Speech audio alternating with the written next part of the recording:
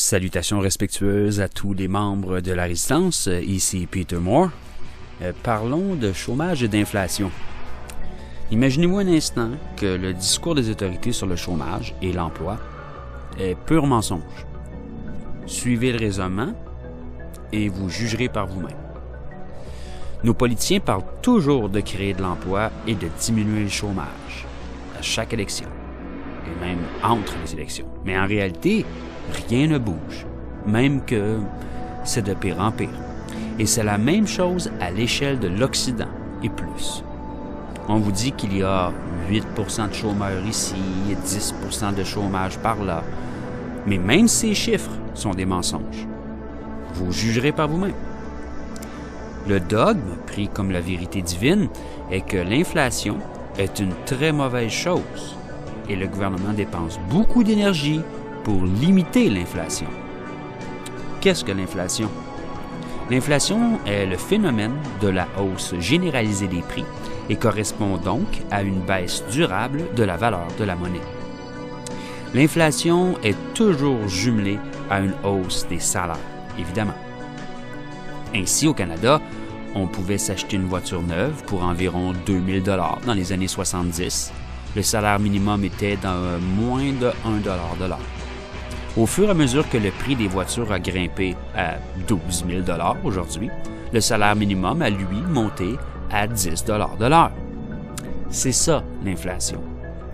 Ainsi, celui qui avait 2000 $ de caché dans un tiroir dans les années 70 n'arrive plus à s'acheter une voiture neuve aujourd'hui avec cette même somme. Mais pour celui qui avait une dette de 2000 $ en 1970, devait travailler longtemps pour la rembourser à l'époque, mais aujourd'hui, son salaire est 10 fois plus élevé et plus. Le remboursement est donc beaucoup plus facile. C'est ainsi que l'inflation est tout particulièrement mal pour les riches, avec des épargnes, mais très bonne pour le citoyen moyen qui est fortement endetté en 2014. Évidemment, comme nos politiciens travaillent pour les riches, ils veulent garder un bas taux d'inflation et c'est ce qu'ils font au détriment de la masse endettée. La meilleure façon de garder le taux d'inflation bas est un haut taux de chômage. C'est logique. S'il n'y a pas de chômage, ça signifie qu'il y a beaucoup d'emplois.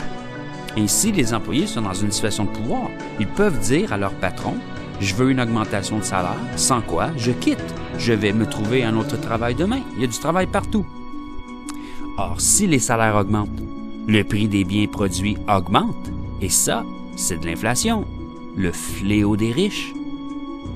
Ainsi, en gardant un haut taux de chômage, les travailleurs sont si contents d'avoir un job qu'ils acceptent de bas salaires et des mauvaises conditions. Ça garde les prix bas et les profits plus élevés. Mais un haut taux de chômage donne l'apparence d'une économie faible et instable. Comment récolter les bénéfices pour les riches sans affecter l'image de la nation et ainsi les investissements étrangers? En manipulant les chiffres. Ainsi, nous avons établi qu'un chômeur n'était plus comptabilisé comme tel après 1 an de chômage. Donc, tous les gens qui ne travaillent pas depuis 2, 3, 4 ans et plus ne sont plus comptabilisés. Mais vous serez d'accord avec moi qu'ils sont toujours des chômeurs. Ils coûtent de l'argent à l'État, mais n'en rapportent pas. Les autorités ont également décidé de retirer les prisonniers des taux de chômage. Mais vous serez d'accord avec moi qu'ils sont toujours des chômeurs. En fait, un prisonnier coûte 5 à 6 fois plus qu'un chômeur annuellement. Ainsi, on encourage l'incarcération de gens qui n'ont commis que des délits mineurs. En plongeant un grand nombre de ces citoyens dans le système carcéral, on diminue le taux de chômage. Et pour aider à camoufler les vrais chiffres, encore davantage, Harper a allongé les sentences. Plus longtemps vous restez en prison, et mieux paraissent les taux de chômage. Les autorités ont également décidé de ne plus comptabiliser les adultes de retour aux études dans les taux de chômage. C'est pourquoi on encourage fortement les chômeurs à un retour aux études.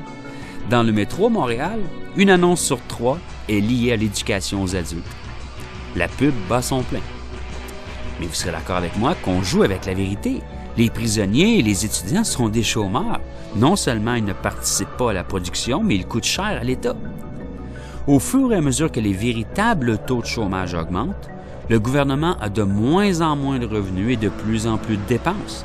Ce n'est pas bon pour l'économie de la nation. Ce n'est pas bon pour les finances des ménages. Ce n'est pas bon pour les salaires et conditions de travail des employés, etc., etc. Mais c'est bon pour les employeurs et les riches. Alors, quand nos politiciens vous font la promesse, élection après élection, de la création d'emplois, vous devez savoir que ce n'est que pur mensonge. Leurs intentions résident beaucoup plus dans la création de chômage à la satisfaction des riches, ceux pour qui nos élus travaillent dans le fond. Et c'est également pour cette raison que la situation est de pire en pire. Vous pourriez croire naïvement que le haut taux de chômage est une conséquence fâcheuse d'erreurs légitimes constantes, mandat après mandat, ou bien que tout se passe exactement comme prévu. Dites-vous que si ça fonctionne comme prévu, les autorités ne changeront rien et c'est exactement ce qui se passe.